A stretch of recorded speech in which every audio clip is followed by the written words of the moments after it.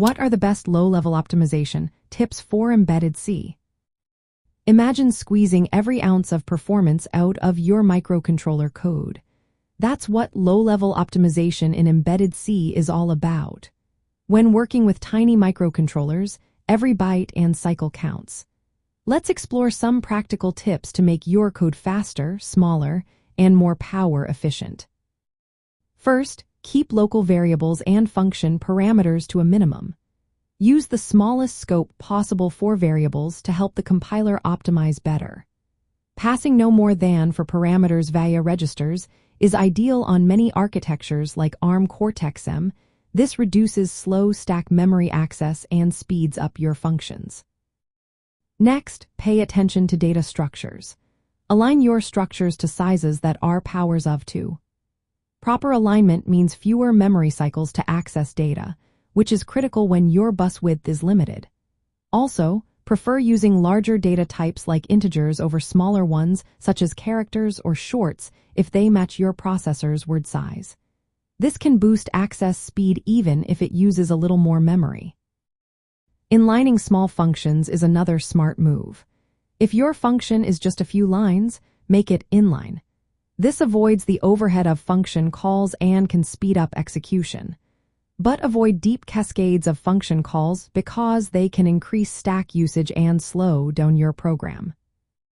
When looping, use pre-increment operators instead of post-increment. Pre-increment ++I often avoids creating temporary copies of variables, saving cycles. Loop unrolling, repeating the loop body multiple times, can cut down on the number of jumps and checks, making your code run faster. Also, move calculations that don't change inside loops outside to prevent redundant work.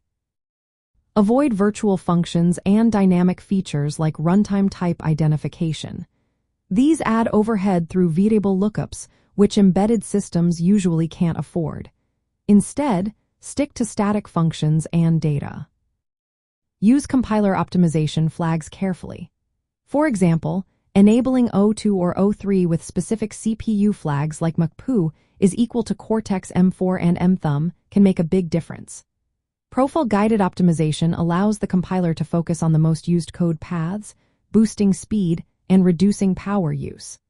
Link-time optimization can inline functions across modules, shrinking code size and improving performance. Think about data locality. Arrange your code and data so that frequently accessed data is close in memory. This improves cache hits and reduces delays. For multi-dimensional arrays, use the order that matches your access pattern, row measure or column measure, to keep data in cache longer. If your microcontroller supports hardware accelerators or special instructions like digital signal processing or single instruction multiple data, use them. They can speed up math-heavy tasks like signal processing or encryption. Choosing the right algorithms and data structures also makes a big difference. Use in-place sorting algorithms like quicksort to save memory. For lookups, hash tables with good collision management or balanced trees can be faster than linear searches. Use conditional compilation to include only the code you need for a specific build.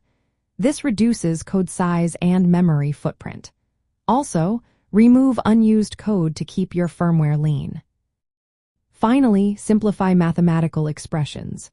Replace complex calculations with simpler ones when possible. For example, multiplying by constants can sometimes be replaced with additions or shifts, which are faster and smaller. Applying these tips helps reduce power consumption, speeds up critical code paths, and makes your firmware fit into limited memory.